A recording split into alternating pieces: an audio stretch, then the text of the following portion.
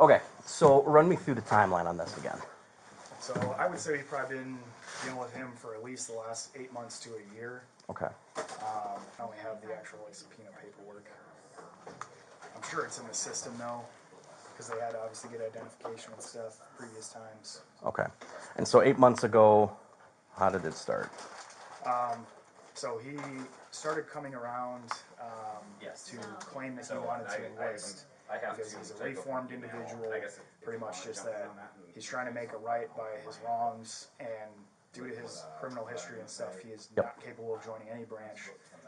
But he's kind of used different disguises and stuff when he's came by, so we don't really recognize that it's like him. At one point he had a longer beard, then he kind of shaved it down, and so he stepped foot in the office, and one of the individuals started having a conversation with him, kind of realized who it was. It was like, hey, aren't you the guy? He was like, yeah, that was me, but you know, like, blah, blah, blah. Where was that again? But yeah, he wrote a letter to the individual that following, like, when FBI got him after the DC stuff, they raided his house and everything.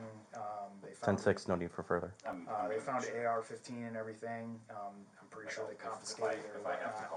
Obviously, he's on a domestic terrorist. He's being tracked by the FBI as well. But yeah, so then he was escorted out. We kind of persuaded him to get him outside. And he kind of left after that. He showed up another time after that with a loudspeaker and stuff, and was Just out by the benches there? and was sitting there. He kind of was claiming that he was trying to get people to sign some paperwork to send to, you know, like Congress or something, because he's upset with the government and the type of things that they're putting in place law-wise these days and whatever. Obviously, like I stated before, like, our presence here, we don't have a very big military presence, and him dealing with government stuff, whatever else. But yeah, so then that was when the cops were called, because per conversation with some of the other branches, we're like, look, we're just tired of dealing with this, so I called the cops. With the speakers and the petition thing, okay. Yeah, and just in general having him around here. It's not a good look having a domestic terrorist, whether people know that or not, but just the things he's trying to, you know, talk to people about, it's just not something we want to deal with in our presence. So obviously, they talked to them. He was like, well, I didn't use the loudspeaker. Well, you have it present. You're planning to use it, obviously bringing it, blah, blah, blah, blah. Then they asked him to leave, and that was when they stated you're not allowed in the plaza premises, and then they came back to talk with us.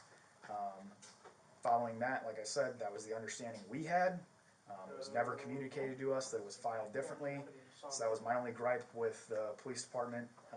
I don't know who told you that, but we can't do that. Yeah. Unless the building manager says it. Yeah. And I don't know if it was just a newer officer, never dealt with something like this before or whatever, but after your guys' investigating officers went through stuff, that's when that was dictated. But so when he showed back up to hand us letters, was dressed up in the jumpsuit, whatever, that was when it was like, all right. When was that? About a month and a half to 2 months ago. A month ago? And it was just that factor of, cool, well, he's back around, we don't want him around. Called again, they came out. They couldn't find him directly right away. They found him about 30 minutes later because of how we described what he was wearing and everything. It's Hard to pretty miss. easy to tell. Like an orange prison jumpsuit. Yep. And black face paint and stuff on, a boonie cap, which is kind of like a sun hat. And so they like detained him, they booked him, took him to the station, whatever, because they asked if I wanted to press charges for trespassing, and as far as I knew, it was trespassing based on what was said. So then we said, yep, sure, and, or I should say I did, and then from there, that's when I didn't hear anything for a while. I thought things were squashed, and then they were doing their investigation from the city side, and then that's when, you know, the subpoena came into play, that he got a subpoena to subpoena me to court, because obviously then he's not going to require anybody to, you know, be in his court, you know, area and whatnot, So, on his behalf. When you say subpoena, what is he suing you specifically? He subpoenaed me to court as a witness in regards to the situation, because he's probably going to want me to be on stand to then ask me why I pressed him with trespassing. Oh, for the city trial. Trespassing. Yeah. Okay. So for the trial itself, in regards to the trespassing, he subpoenaed me to court, because he provided the exact details that the court provided to him in the letter, stating that, hey, you have a trial against you, blah, blah, blah. So he provided the exact date and time, what the case number was, the whole 9 yards. But he went to the county courthouse thinking, you know, I'm assuming he probably knew that if he went to the Brookfield courthouse, they were gonna be like, hey, no, that's not gonna happen. They allowed him to do it, and then like I stated, a sheriff came here and served me it. Saying, hey, come be a witness. Yep, saying, hey, you were subpoenaed to court for this trial, blah, blah, blah. Didn't even know what it was for, got back in, I read it, I was like, oh, of course. And then from there, that's when we started working with like our chain of command and dealing with our legal people and stuff and advisors. And then there's just kind of been this, all this jazz going around. And then per their investigation and per our contracts, like I stated, there's no grounds for trespassing. So they dismissed the case, they emailed him, they tried reaching out to him numerous times. Weird, they can't get a hold of him. Yeah. But the times they have spoke with him in regards to the trial and stuff, they stated they could tell that he just does not sound like a quality individual. Well, and he probably doesn't get that he won, and that's why they want him to sign the paper. They probably think he probably thinks it's something else. I don't know. I tried to explain to him that in the meeting, and that's when he was like, all right, fine, Yep. I'll go sign. So, when did you call and arrange the meeting? So we planned for a meeting on Monday through our chain of command and stuff, but once it was communicated to legal, they squashed it. They said, we don't want it to happen.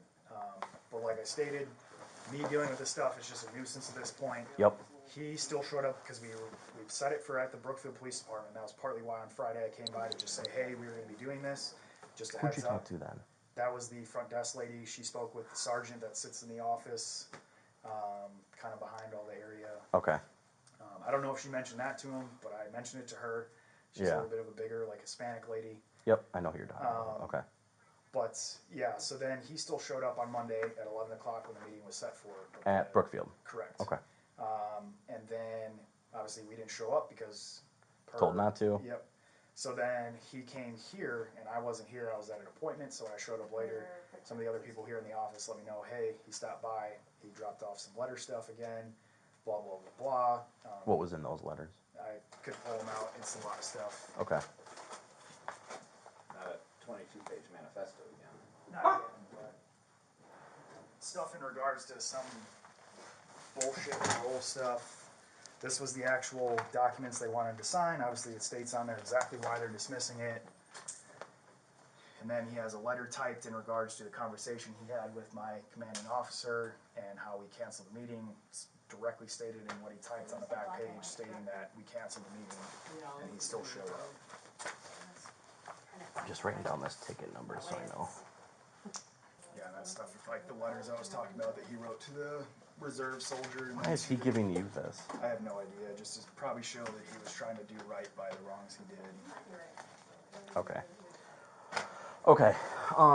There's nothing threatening in there. He never says I'm gonna come back and kick your ass or anything like that. No, I didn't. Okay.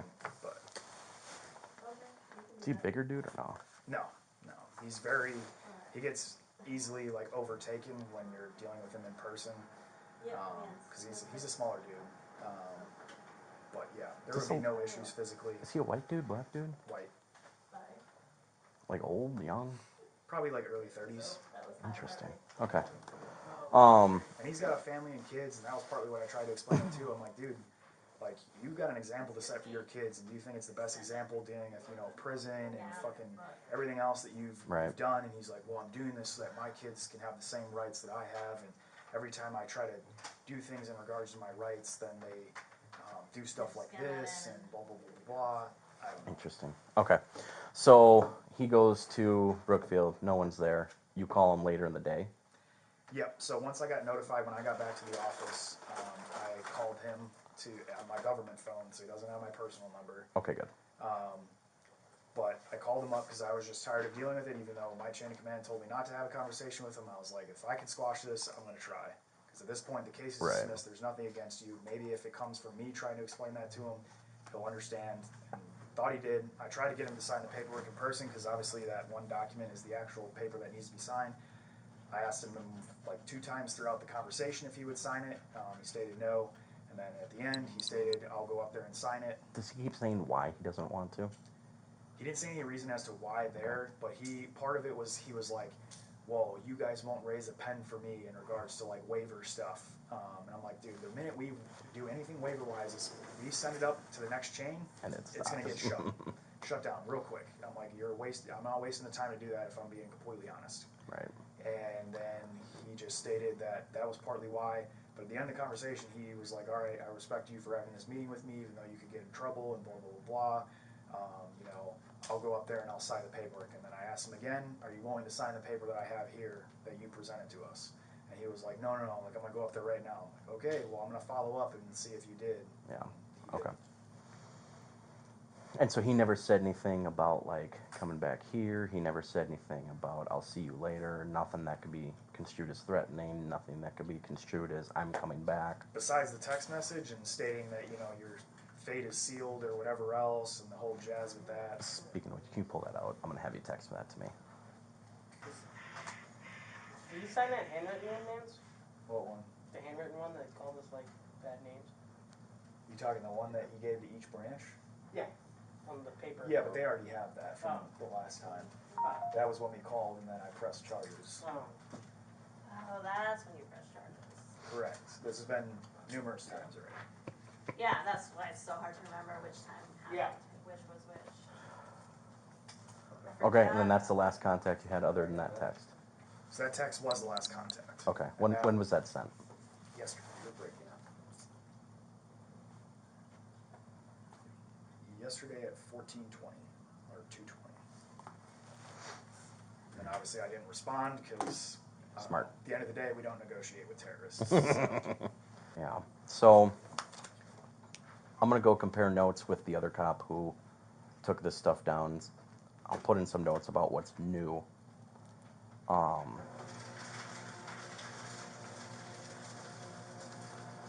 You said there were Marine and Navy cars back there too that Yeah, had that some of written those on, right? government vehicles And are. probably Air Force. Yeah. Okay. Because the Air Force usually parks on that far side, which was that Hyundai. Mm-hmm. The last one we took pictures of, the one that had the Marine stickers on it, the Malibu was the Marine Marines. Their other one is the one that's parked next to my car. That's definitely the Marines. We're the only ones that parked back here. And then again, the Navy parked over there. They drove off as we were walking over there, so they probably already erased it off. Yeah. But that was theirs.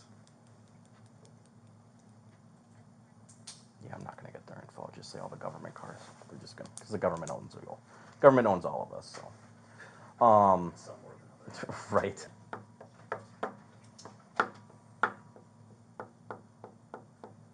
Yeah, it sucks.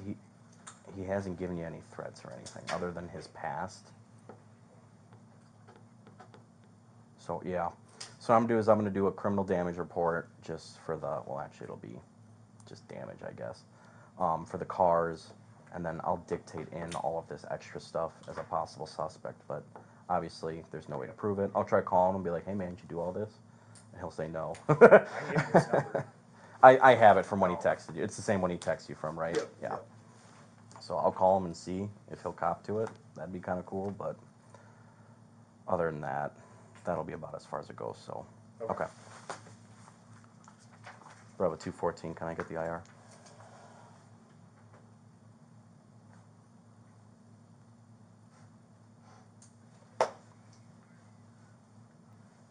Yeah, Captain Shea wants me to talk to Lieutenant McDonald because he's going to be doing all the reports right now. Yeah, I was just on the phone with Tell her. him. He wants a full explanation because Captain Shea said that there's obviously stuff that wasn't communicated to him that's occurred, so he was like... You have a better explanation of the timeline of everything that happened. I totally forgot about I thought the pressing charges incident happened when he painted his eyes and shit. I thought it was that day. That was that day. It was the same day? But there was a time before that. Someone start cleaning that stuff up off the ground and We're good to do that? Yeah, I got everything I need. And then, that need to be out there. no, there was a time before that Yeah. of when the cops were called. And then following that was why we called the cops again, and then that's when they asked felony arrest charges. Yeah. So.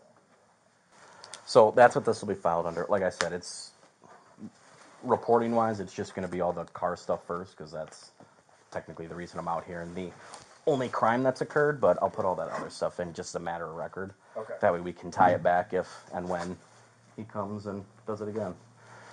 So, like I said, if you just want to let him know, just there's going to be a squad watch for a few days. You said the 7th was this court case, Yep. or the supposed one that you're not going to anymore. The 7th at 5:30. Okay, we'll do it through then, just in case he wants to come and make sure you're still attending. They'll have to probably stop back by to drop that off So and we whatnot. just know they're not No, out we here. don't. There's none on the way here.